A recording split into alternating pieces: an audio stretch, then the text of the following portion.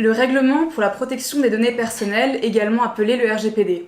Mesdames, Messieurs, bonjour. Comme vous le savez tous, le RGPD est applicable depuis le 25 mai 2018. Vous vous posez certainement plusieurs questions à ce sujet. Quelles mesures sont à prendre? Qu'est-ce qui va changer? Nous allons vous expliquer tout cela dans notre vidéo.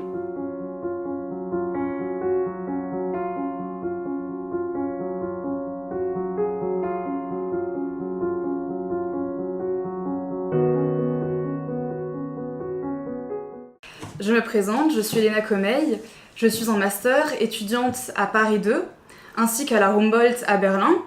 Je vous présente Judith Adam Comey, avocate et Rechtsanwältin donc à Berlin ainsi qu'à la Cour à Paris. Bonjour. Bonjour maître.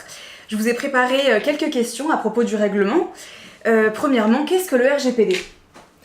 Eh bien, le RGPD, c'est la nécessité pour les entreprises de recueillir désormais le consentement de l'utilisateur avant de pouvoir traiter les données personnelles.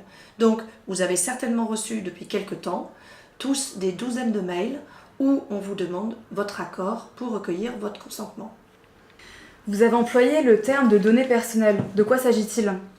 Eh bien, c'est un terme qui est très large, puisque, évidemment, on entend par là toutes les données qui permettent d'identifier la personne, directement ou indirectement. C'est son nom, le prénom, l'adresse, le mail et même son activité sur Internet.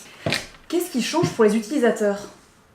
Ça ne va pas changer la vie des utilisateurs, mais il y a quand même des changements importants qui se sont ajoutés à la réglementation à la fois en France, en Allemagne, mais aussi en Europe.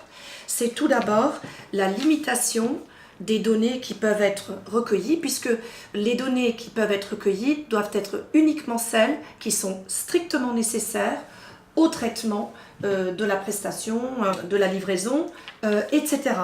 Par ailleurs, ce qui est vraiment important et nouveau, c'est la portabilité des données personnelles. C'est-à-dire qu'aujourd'hui, quand vous avez un compte sur Facebook, vous avez le droit d'exiger la portabilité de vos données, à savoir que si vous voulez changer de prestataire, vous pouvez le faire et c'est Facebook qui est obligé de s'occuper de tout et donc vous n'avez pas à recueillir leur consentement.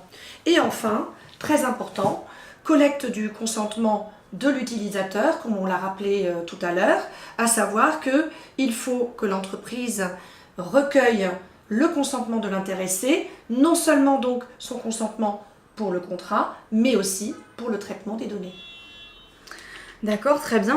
Mais au niveau des entreprises, y a-t-il de vrais changements? Que doivent faire ces entreprises? Eh bien, c'est, je dirais, un grand bouleversement aujourd'hui pour l'entreprise, puisque naguère, l'entreprise devait simplement faire une déclaration à la CNIL, communiquer des fiches, et aujourd'hui, c'est l'entreprise qui est véritablement responsable du traitement des données personnelles.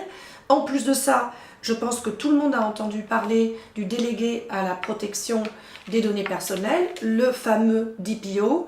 Eh bien, l'entreprise va être, à partir d'une certaine taille, va être obligée de recruter un DPO pour pouvoir mettre en place toutes les normes qui sont désormais exigées. Ça demande une restructuration et des mesures techniques et administratives nouvelles, donc un vrai changement pour l'entreprise. Et si elle ne respecte pas toutes ces règles, qu'est-ce qui se passe? Quelles sont les sanctions encourues? Eh bien, ces sanctions sont vraiment importantes et je pense que c'est ça la vraie nouveauté du texte, à savoir que le règlement européen prévoit des sanctions jusqu'à 20 millions d'euros et 4% du chiffre d'affaires.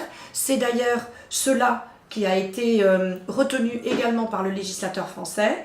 Le législateur allemand a été plus business-friendly puisqu'il a limité à 50 000 euros les sanctions qui peuvent être encourues par l'entreprise.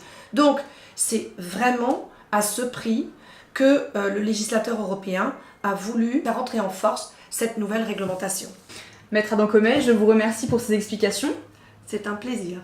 J'espère que cette vidéo vous a été utile. Si vous avez d'autres questions, n'hésitez pas à contacter le cabinet Adam Comey.